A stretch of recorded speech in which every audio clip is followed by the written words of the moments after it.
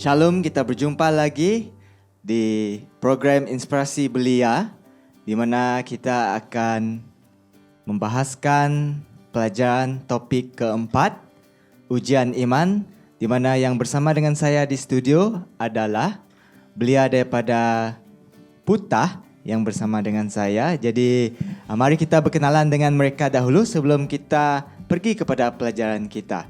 Jadi dipersilakan. Halo, nama saya Elvin Lin. Just call me Elvin. Saya Adelia. Hai, saya Eve. Dan hai, saya Clara. Mari kita katakan hai kepada penonton kita.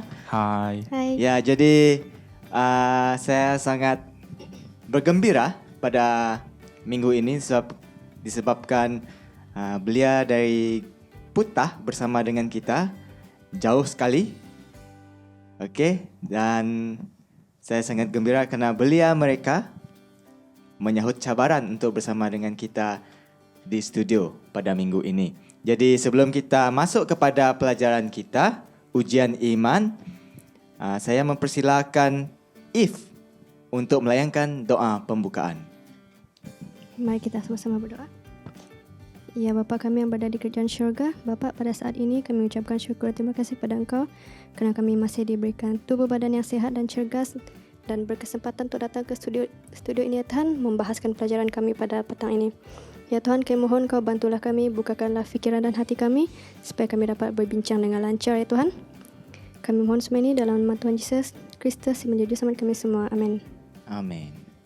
Okey, jadi ujian iman, topik pada minggu ini yang diambil daripada cerita Alkitab 2 Raja-Raja 5 dan dari buku komentari Para Nabi dan Raja penulisan Ellen G. White bab 20 dan 21.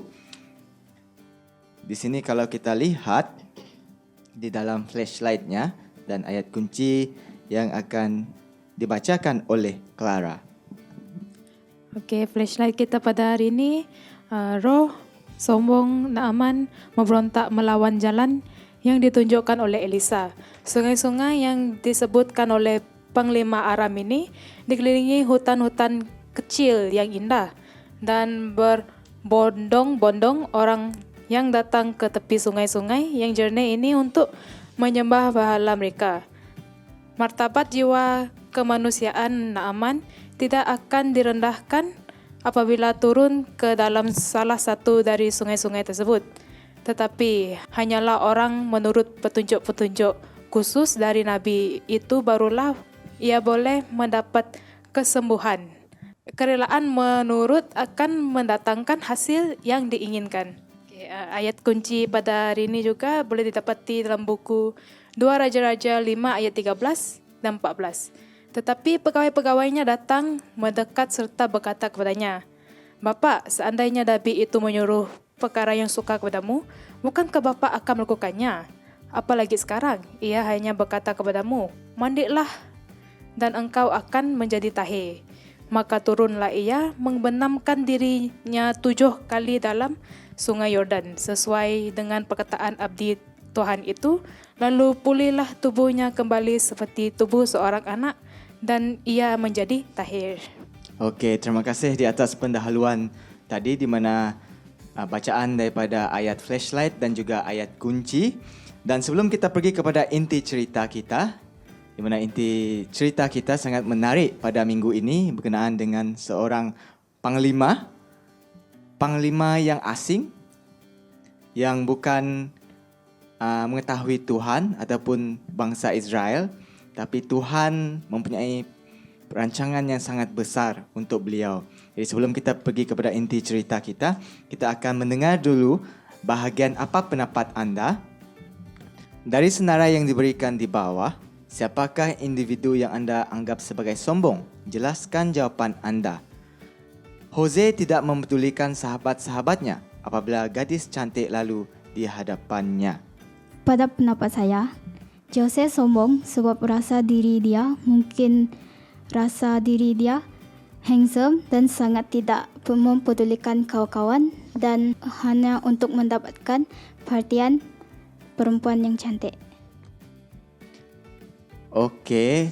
Soalan yang kedua, Kathleen sentiasa menunjuk-nunjuk peralatan teknologi modennya yang terkini. Dia ada dua jawapan lah, positif dengan negatif.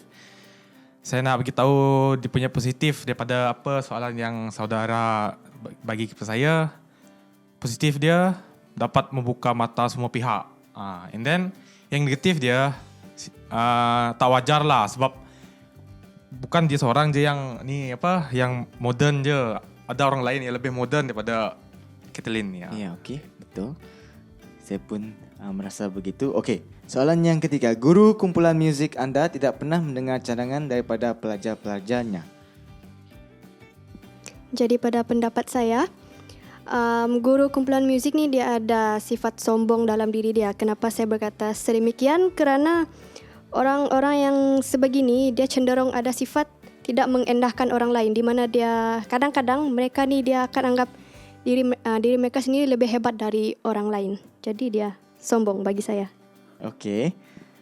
Seterusnya, Regan tidak mengendahkan nasihat dari ibu bapa dan sahabat-sahabatnya untuk tidak merokok. Bagi saya kan Regan ni dia sombong kerana dia merasa dirinya kuat dan tidak mudah mendapat sebarang penyakit. Okey, terima kasih. Dan di sini ada soalan untuk dipertimbangkan, di mana bagaimanakah anda boleh mengenal pasti seseorang yang menderita penyakit sombong? Jadi mungkin saudari Clara boleh berikan pendapat. Pendapat saya pula bagi orang yang menderita penyakit sombong ni, orang ni kita boleh kenal pasti dia melalui sifat kemegahan yang melampau dan dalam diri mereka kerana merasakan dirinya sangat penting. Orang yang sebegini selalunya beranggapan bahawa diri mereka layak dilayan oleh orang-orang elit sahaja. Okey, soalan seterusnya. Apakah tanda-tanda penyakit tersebut, Clara? Tanda-tanda penyakit ini dapat dikesan juga melalui pergaulan mereka sesama manusia, iaitu mereka sombong keterlaluan, sederhana atau ringan. Okey, terima kasih. Soalan yang seterusnya. Apakah cara untuk menyembuhkan penyakit tersebut? Saudari Eve. Pada pendapat saya kan, untuk menyembuhkan diri kita dari penyakit sombong ni, kita mesti letakkan diri kita setara dengan orang lain. Okay? Sebab bila kita buat sesuatu, fikirkan yang orang lain pun boleh buat. Apa yang membezakannya cuma cara dengan result dia sahaja. Jadi adakah keputusan itu sesuai atau tidak dengan kehendak kita? Jadi seboleh-bolehnya cuba untuk tidak terlalu meninggi diri dan rasa kita lebih baik dari orang lain. Okey, maksudnya kita juga harus merendahkan diri kita lah kan. Jangan terlalu meninggikan, tapi kita harus melihat pandangan orang lain itu tadi kan. Okey, terima kasih kepada Clara dan Eve. Dan sekarang kita akan pergi kepada sebelum kita pergi kepada inti cerita kita, saya ingin bacakan di bahagian tahukah anda kesombongan dosa disenaraikan di dalam Amsal 6 ayat 16 sehingga 19 dan Markus 7 ayat 21 hingga 23. Sama seperti dosa-dosa yang lain, kesombongan bermula dari dalam hati. Ellen G. White mengatakan di dalam buku Kebahagiaan Sejati, keangkuhan roh, mementingkan diri sendiri dan ketamakan, dosa-dosa inilah yang terutama dibenci Tuhan kerana bertentangan dengan kemurahan tabiatnya terhadap kasih yang tiada mementingkan diri sendiri yang merupakan suasana alam semesta yang tidak jatuh ke dalam dosa. Jadi mementingkan diri ini sangat tidak baik lah kan? Ya. Jadi sekarang kita pergi kepada inti cerita kita.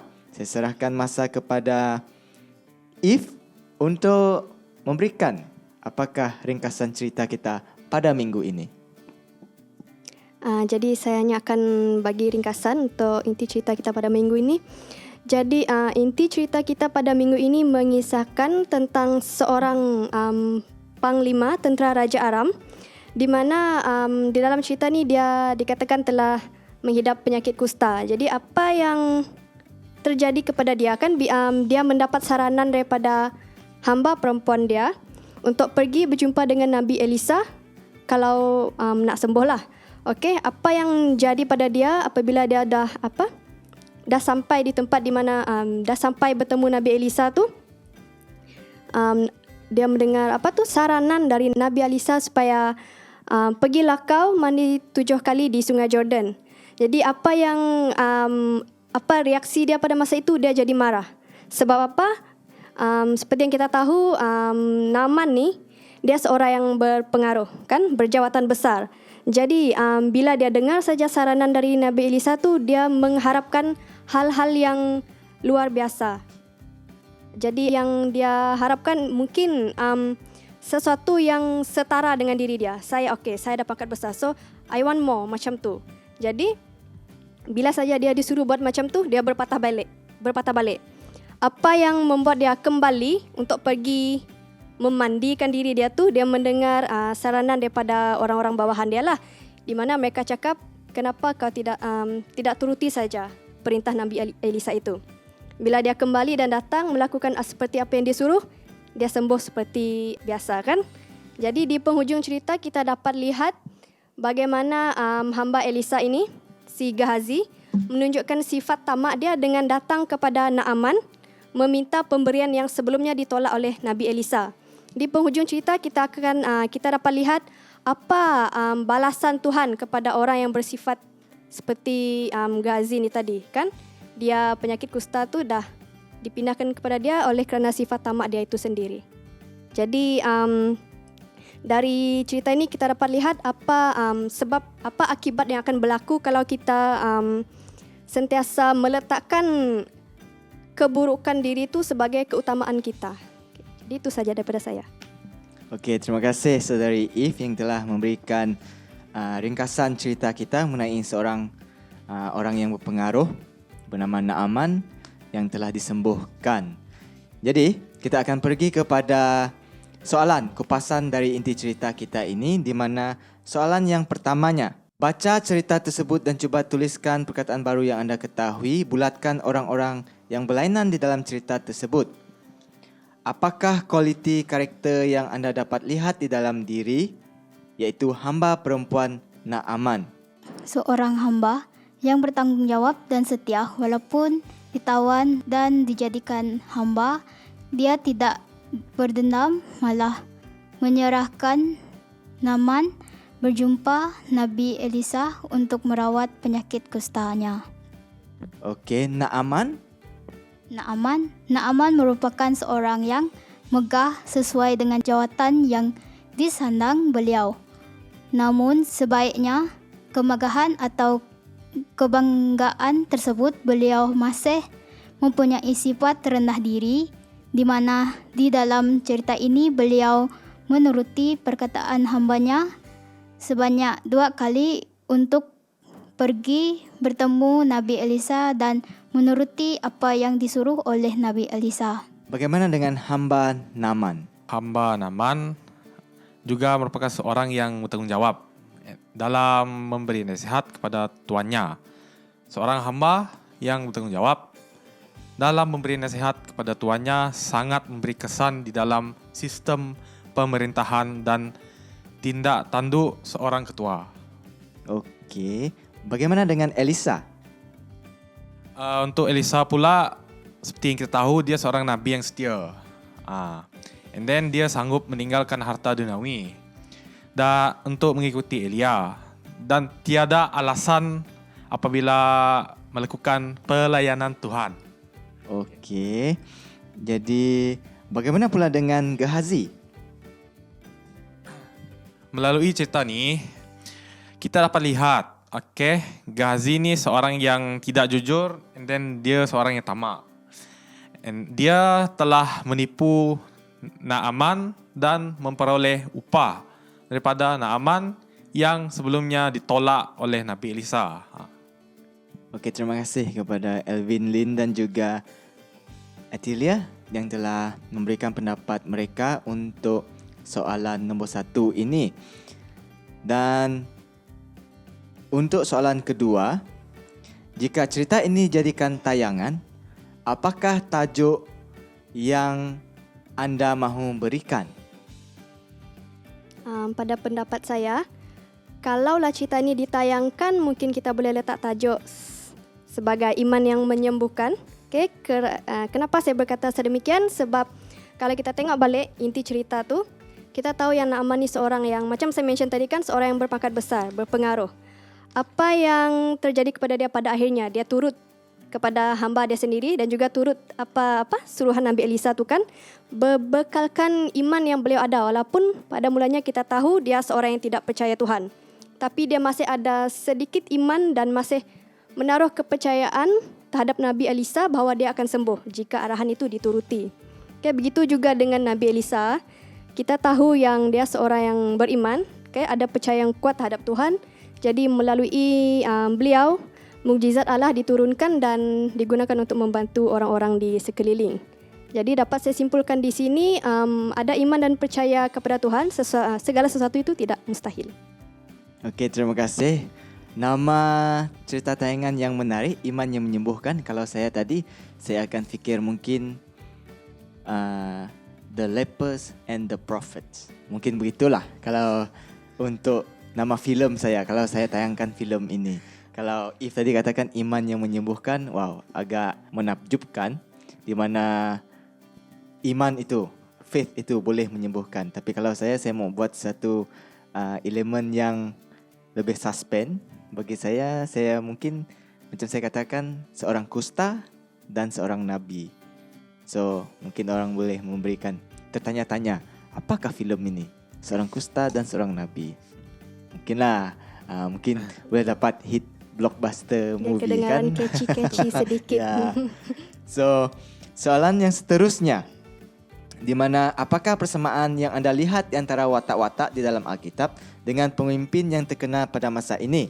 Jadi di sini watak-watak dalam Alkitab ini dia dibandingkan persamaannya dengan pemimpin-pemimpin yang terkenal di Amerika Syarikat.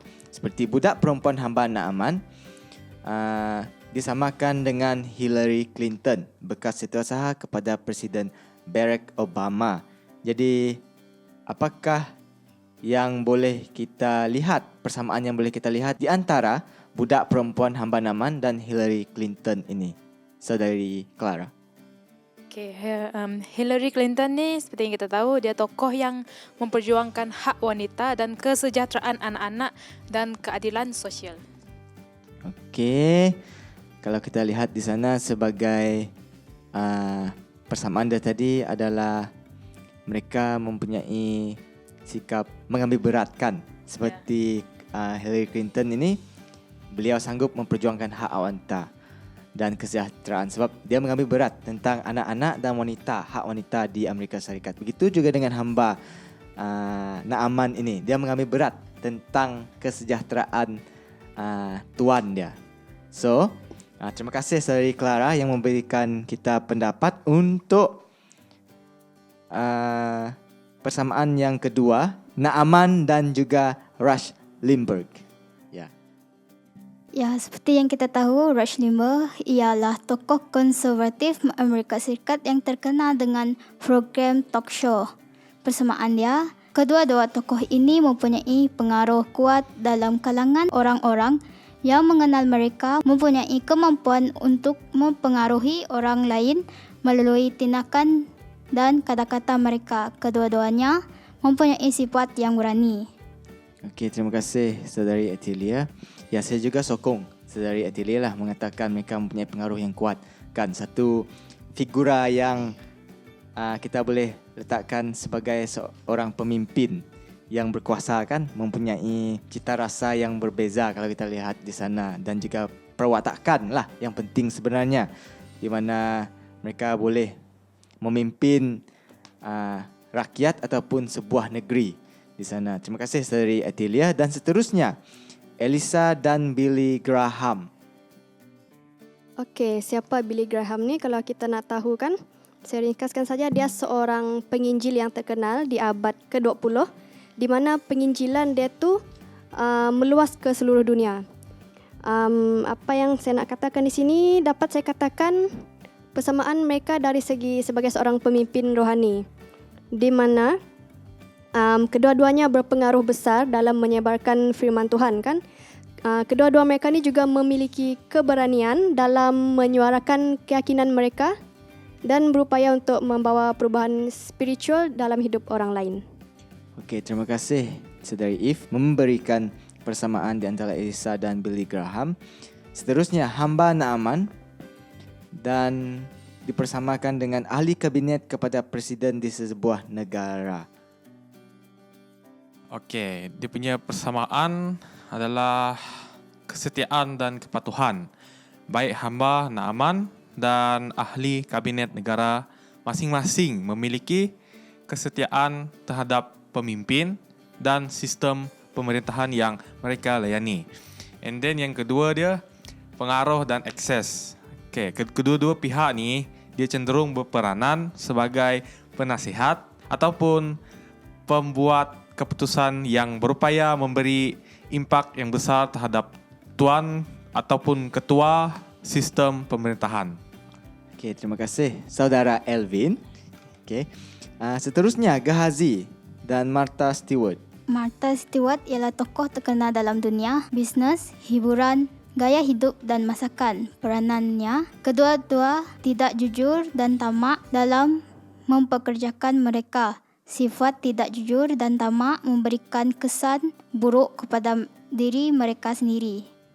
Ya, saya pun setuju dengan pendapat Saudari Etilia di mana mereka ni mempunyai sifat yang tidak jujur. Dan memang tamaklah kalau kita lihat di sana kan, di mana Gehazi ni tadi dia sanggup pergi berlari ke arah Naaman untuk mendapatkan harta ataupun upah yang sepatutnya menjadi milik Nabi Elisa, tetapi dia inginkan untuk diri dia sendiri sebab dia merasakan dia layak untuk mendapatkannya. Tapi akhirnya memberi kesan di mana kesan dia itu adalah kesan yang buruk. Dia pula yang dapat penyakit kusta kan? Ya. Sebaliknya. Jadi terima kasih Saudari Etilia. Dan soalan yang seterusnya, apakah lagi perwatakan moden yang boleh kita bandingkan dengan perwatakan di dalam Alkitab? Saudara Elvin. Okey, tokoh yang dapat kita bandingkan adalah Desmond Doss dan Ayub. Okey, Desmond Doss ini merupakan seorang prajurit medik bagi Angkatan Tentera Laut Amerika semasa Perang Dunia Kedua. Juga beliau ni seorang penganut Kristian, Seventh Day Adventist. Berpegang teguh dengan ajaran Tuhan. Okey, Doss menolak menggunakan senjata semasa berperang sesuai dengan hukum 10 yang mengatakan ada jangan membunuh. Mendapat tentangan dan diremehkan oleh prajurit lain, tapi tidak menghalang Doss untuk tetap percaya dengan Yesus Kristus sambil memberikan pelayanan yang baik dalam pekerjaannya. Beliau juga sanggup berkorban nyawa demi memberikan khidmat perubatan kepada prajurit yang tercedera. Okey, yang tokoh seterusnya adalah Ayub. Meskipun diberikan pencobaan yang hebat oleh syaitan, iaitu harta benda musnah, mendapat penyakit, tetapi tidak menggoyahkan iman Ayub untuk tetap percaya dalam Tuhan. Saya sangat tertarik dengan jawapan ini di mana saya rasa semua kita sudah menonton kan cerita Desmond Doss ini? Ya. Ya, kan? Saya pun terharu. Ada di mana detik-detik dia saya menangis sebabkan kita lihat pengorbanan Desmond Doss itu di mana saya masih teringat dia katakan, Lord, Tuhan, biarlah saya menyelamatkan seorang lagi. Dan setiap kali dia menyelamatkan seorang sahabat ataupun prajurit tentera, dengannya dia berdoa lagi, let me save another one, dan seterusnya. Dan kalau kita lihat, banyak yang telah diselamatkan oleh beliau, Desmond Doss ini tadi. Jadi kalau kita lihat di sana betapa kuatnya iman dia untuk menolong orang lain. Begitu juga dengan iman dia di mana dia sangat meletakkan hukum 10 itu yang teratas, jangan membunuh. Kalau saya letakkan dalam situasi saya pada saat sekarang, masa sekarang, saya rasa saya tidak saya akan mengabaikan hukum 10 ini, jangan membunuh, betul kan? Semua kita akan pegang pistol ataupun senjata. Tapi di sini sangat uniknya Desmond Doss ini kalau kita lihat. Dia tidak sanggup untuk memegang pun senjata tersebut. Dan bagaimana kalau kita lihat sejarah Desmond Doss ini, dia diberikan pangkat kebesaran oleh kerajaan Amerika Syarikat di atas pengorbanan dan juga bakti beliau semasa perang dunia. Kan? Jadi begitu juga dengan Ayub ini tadi. Kalau kita lihat Nabi Ayub, iman dia sangat besar kan? Bayangkan kalau harta benda kita musnah. Jangan cakap harta benda lah. Kalau Tuhan mengambil ibu bapa kita sebagai contoh, mungkin kita akan menyalahkan Tuhan, betul tidak? Kenapa? Why too soon, God? Kenapa terlalu awal engkau mengambil ibu, ayah saya? Sebab kalau kita lihat dalam kehidupan kita sekarang, orang katakan mental mudah koyak, kan? Betul lah. Mental mudah koyak. Tapi kalau kita lihat di sini Nabi Ayub, mental dia tidak mudah koyak. Walaupun harta benda musnah, mendapat penyakit, keluarga semua musnah dan sebagainya, tetapi Ayub ini tetap percaya dengan Tuhan. Terima kasih saudara Elvin yang telah memberikan pendapat beliau. Dan sebelum kita pergi kepada rumusan cerita kita ataupun pelajaran topik kita pada minggu ini, saya ingin bacakan ayat penekanan kita di dalam Amsal 16 ayat 18. Kecongkakan mendahului kehancuran dan tinggi hati mendahului kejatuhan. Dan di sini juga di dalam pandangan lain, di mana di dalam penulisan Ellen G. White, manusia mengira dapat menyembunyikan perbuatan-perbuatannya yang jahat dari mata manusia, tetapi mereka tidak dapat menipu Tuhan. Kebenaran berasal dari Tuhan. Semua bentuk penipuan yang tidak terhitung banyaknya itu berasal dari setan. Dan barang siapa yang dalam keadaan bagaimanapun terpisah dari garis lurus kebenaran sedang mengkhianati dirinya sendiri, masuk ke dalam kuasa si jahat itu. Sama seperti si Gehazi tadi kan. Jadi itulah tadi pandangan lain ataupun perbahasan ataupun komen yang boleh kita bahaskan di dalam soalan-soalan kupasan dari inti cerita ini tadi. Dan sebelum kita mendengar rumusan daripada saudari Eve, saya juga ingin mengambil bahagian berhubung kepada kehidupan pada hari Khamis, di mana ada bacaan ayat Galatia di sini. Saya bacakan. Sebab kalau seorang menyangka bahawa ia bererti, padahal ia sama sekali tidak bererti, ia menipu dirinya sendiri. Baiklah tiap-tiap orang menguji pekerjaannya sendiri, maka ia boleh bermegah melihat keadaannya sendiri dan bukan melihat keadaan orang lain. Sebab tiap-tiap orang yang memikul tanggungannya sendiri. Galatia 6 ayat 3 hingga 5. Jadi daripada ayat renungan pada hari Khamis, di sini apakah langkah-langkah yang Tuhan mahu saya ambil untuk bertumbuh di dalam sikap merendahkan diri? Saudari Clara, boleh berikan sedikit pendapat? Langkah-langkah yang Tuhan mahu saya ambil untuk bertumbuh dalam sikap merendah diri ialah penuh dengan kesabaran. Biarlah kehidupan kita ni penuh dengan kesabaran. Saya ada tambahan. Okey. Okay, dekat sana dia katakan apa langkah yang Tuhan mahu saya ambil untuk bertumbuh dalam sikap merendah diri. Okay, kalau kita tahu kan sikap rendah diri tu macam mana sifat dia. Dia bukan orang yang sombong, bukan orang yang menunjuk-nunjuk. Jadi selalunya orang yang merendah diri ni dia tidak jadikan diri dia self-centered, terlalu meletakkan diri melebihi orang lain. Jadi apa yang boleh kita katakan di sini, kalau nak jadi orang yang rendah diri ni, elakkan diri kita sentiasa rasa kita inilah yang bagus, kita ini yang lebih. Sebab Tuhan sendiri tidak mahu umat dia jadi umat yang bangga. Okay? Kalau ada satu ayat Alkitab di sana, dikatakan kesombongan mendahului kebinasaan. Dekat situ kan ada Amsal 16 ayat 18 tadi kan. Kesombongan mendahului kebinasaan. Jadi sifat macam ni akan dia akan membuat rasa angkuh tu semakin tebal dalam diri kita. Bila angkuh tu semakin tebal, dia akan boleh goyahkan iman kamu. Sebab kalau kita nak kerja kerajaan Tuhan, kita kena ketepikan segala hal duniawi yang mana boleh buat kita nampak gah yang berlebihan. Itu saja dari saya. Okey, terima kasih saudari Clara dan Eve. Saya juga ingin tambahkan sedikit di sini di mana tadi kalau kita lihat bukan saja kita tidak boleh meninggikan diri sendiri kan, tetapi kalau kita baca ayat Galatia ini tadi seperti yang saya bacakan, maksudnya jangan kita bandingkan diri kita dengan orang lain. Sebab kalau kita bandingkan diri kita dengan orang yang lain, bagi saya lah kita akan ingin mengingini di mana kita ingin lebih hebat daripada orang itu, lebih pandai daripada orang itu.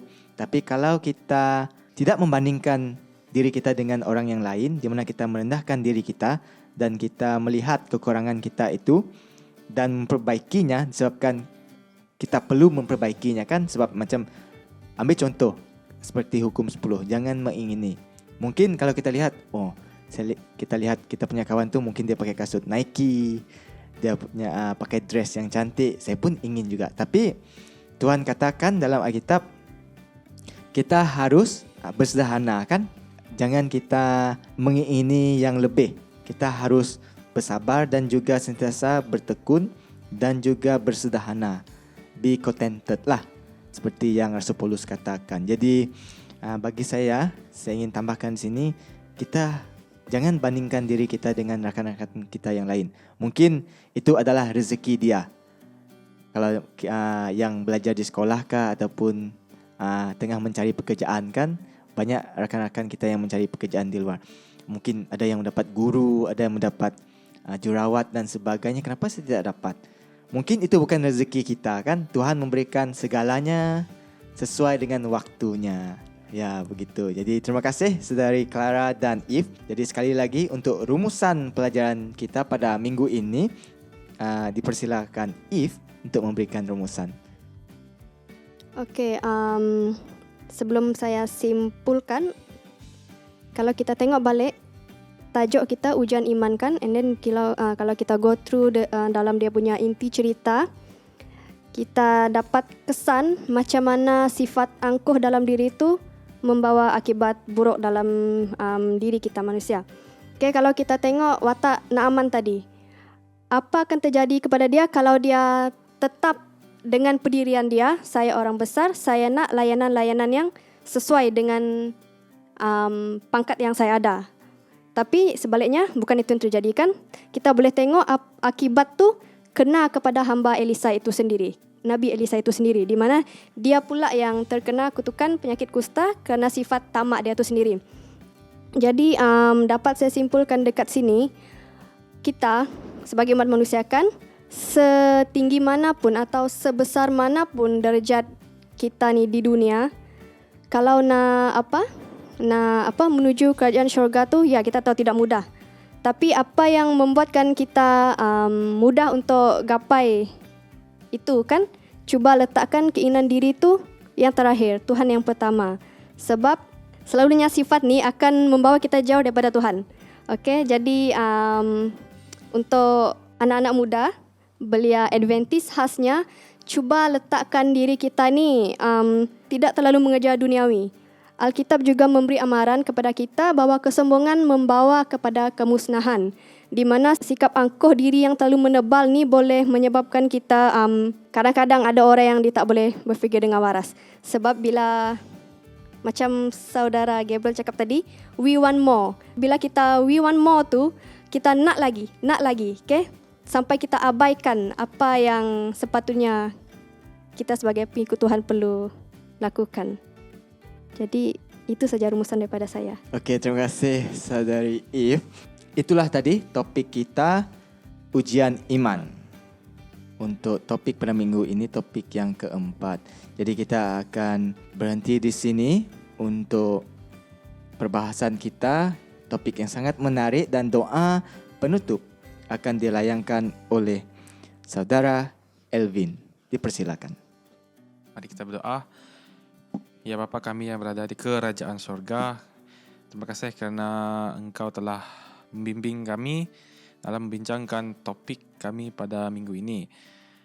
Begitu juga dengan kami dalam perjalanan pulang nanti.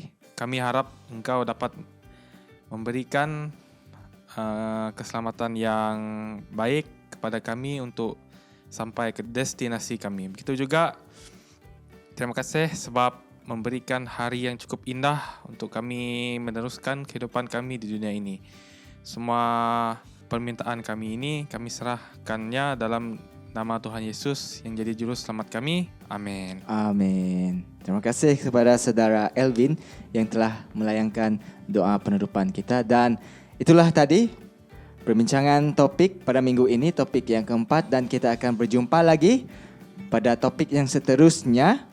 Dan semoga Tuhan memberkati anda semua dan memberkati kita semua yang sanggup melakukan kehendak Tuhan. Terima kasih dan Tuhan memberkati.